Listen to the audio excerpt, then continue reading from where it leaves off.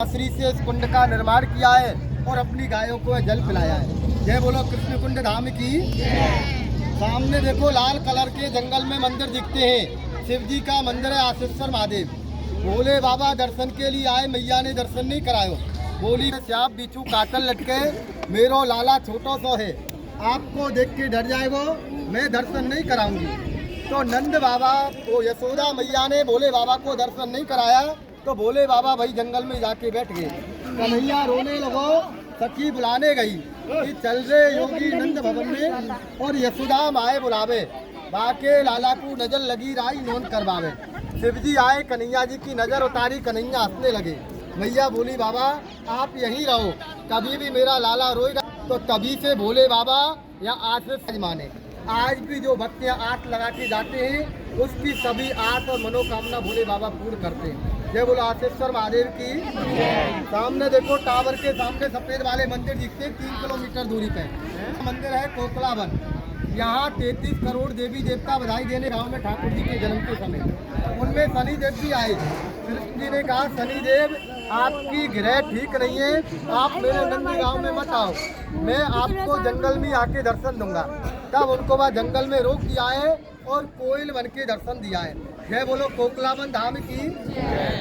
इधर लाल कलर के मंदिर दिखते हैं सामने, बिल्कुल इधर आपकी गाड़ी खड़ी हुई है, वो नंद कुंड पावन सरोवर है, जहाँ आज भी तीर्थों के जो राजा है प्रयागराज, वो आज भी यहाँ स्नान करने आते हैं। तीर्थों के राजा बोले कि मैं तीर्थों के प्रयागराज जो तीर्थों के राजा बनाए थे, वो कन्हैया से बोले कि मैं राजा बनाया हूँ, मेरे को आपके ब्रजवासी कोई भी नहीं मानते हैं। तो कन्हैया ने बोला मैंने आपको राजा बनाया है, तीर्थों का अपने घर का नहीं बनाया है। तो तीर्थों के जो राजा हैं वो भी हमारे नंद सरोवर में स्नान करते हैं। वो सभी का जो पाप होता है वो बोलते हैं कि मैं सभी के पापों को ग्रहण करता हूँ, मेरा उद्धार कैसे होगा। तो उनका उद्धार हमारे पावन सरोवर से होता है। जो नंद बाबा गोकुल छोड़ के आए, इसमें आके स्नान किया और अपने नाम से नंद गांव बसाया और ठाकुर जी की जन्मदिन खुशी मनाई। जय बोलो पावन सरोवर धाम की। राधे राधे बोलते हुए 1 मिनट का दर्शन उधर से करना है, इधर से।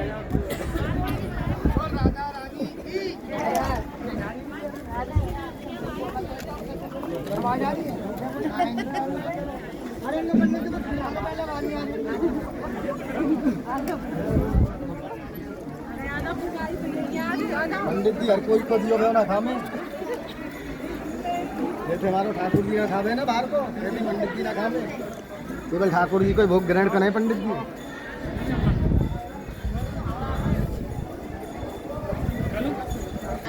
नंद के लाला की, अपने अपने गुरुजी महाराज की। गांव के बाहर में देखो खाली वन दिखता है, छोटा सा मंदिर बना हुआ है, विरक्के खड़े हुए हैं, जिसमें ये उद्धव वन है। उद्धव जी बहुत बड़े ज्ञानी थे, उनको ज्ञान में अभिमान हो गया। कहते हैं जिसको अभिमान हो जाता है, पैसे का अभिमान हो या ज्ञान का अभिमान हो, वहाँ भगवान की भक्ति नहीं रुकती है, भगवान नहीं ठहरते। तो उद्धव जी को अभिमान हो गया। स्वयं भगवान ने द्वारका से उद्धव जी को ब्रज में भेजा कि उद्धव जी आप मेरे ब्रज में जाओ और मेरी गोपियों को ज्ञान दे के आओ।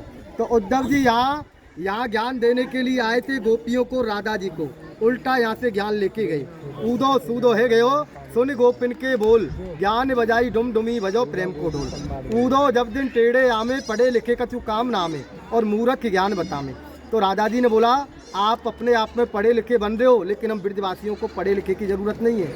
हमने अपने कृष्ण से प्रेम किया है और हमारा आज भी कृष्ण से प्रेम है। हमारे कन्हैया द्वारका में नहीं है। आप हमको मत बताओ कि हमारे कन्हैया द्वारका है, हमारे कन्हैया राजी खुशी है, उनका समाचार आप हमको मत दो। हमारे कन्हैया आज भी हमारे ब्रज में हैं। तो यहाँ से उल्टा ज्ञान लेके गए उद्धव जी। आपको भी बता देना चाहता हूँ, हमारे जो कृष्ण कन्हैया है द्वारका नहीं गए थे। हमारे कन्हैया जैसे ही यहाँ से कंस को मारने के लिए जा रहे थे, गोपी और ग्वालवाल उनके रथ के पहियों के नीचे सो गई, तो उनको जाने नहीं दे रही। कृष्ण जी ने कहा मैं आपको छोड़ के नहीं जाऊंगा। तो गोपियाँ और राधा जी बोली आप तो माखन चोर हो, आपकी हम कैसे विश्वास कर लें, आपकी हमको यकीन नहीं है, आप हमको छोड़ जाओगे फिर नहीं आओगे।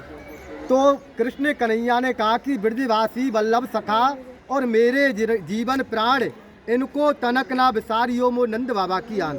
तो ठाकुर जी ने कहा है ब्रजवासी मेरे सखा हैं, मैं नंद बाबा की आन खाता हूँ, कसम खाता हूँ, इनको एक पल को छोड़ के नहीं जाऊँगा।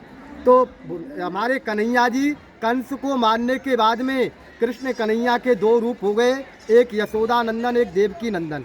देवकी नंदन द्वारका जी चले गए और यशोदा नंदन आज भी हमारे ब्रज में ही रहते हैं, अपनी लीलाओं को करते हैं। हमारे ब्रजवासियों का भी यही भाव है, हम कभी भी द्वारका नंदन को अपना कृष्ण नहीं मानते हैं, यशोदा नंदन ही हमारा कृष्ण है जो नंगे पैर आज भी हमारे ब्रज में लीलाएं करता है। जय बोलो कृष्ण कन्हैया लाल की। गांव के नीचे में एक कुंड दिखता है, हाउ बिलाऊ कुंड। यहाँ हाउ बिलाऊ नाम के दो राक्षस आए, नंदगांव की सीमा में आते ही पत्थर हो गए। पत्थर क्यों हुए, नंदगांव आने का क्या मातम है, वो मैंने आपको सभी को नंद बाबा के घर पे बता दिया था। जब नंद बाबा को गोकुल में राक्षसों ने परेशान किया, नंद बाबा गोकुल छोड़ के नंदगांव आके रहे। यहाँ पहले कोई गांव शहर नहीं था, पहाड़ी थी। पहाड़ी के ऊपर नंद बाबा के गुरु रहते थे सांडल मुनि। उन्होंने इस पहाड़ी पर 10,000 वर्ष तपस्या की, कंस के राक्षसों को श्राप दे दिया। इस पहाड़ी पर कोई भी कंस का राक्षस आएगा, सीमा में चढ़ते ही पत्थर का हो जाएगा, नंदगांव में नहीं चढ़ पाएगा। तो हाउ बिलाऊ नाम के दो राक्षस आए, वो आज भी पत्थर के बने हुए। ये नंदगांव का आपको पूरा लीला दर्शन हो गया।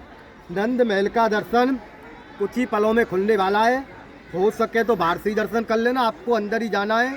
तो भीड़ में थोड़ा दबाव में आप बिछ भी सकते हो, जो भीड़ को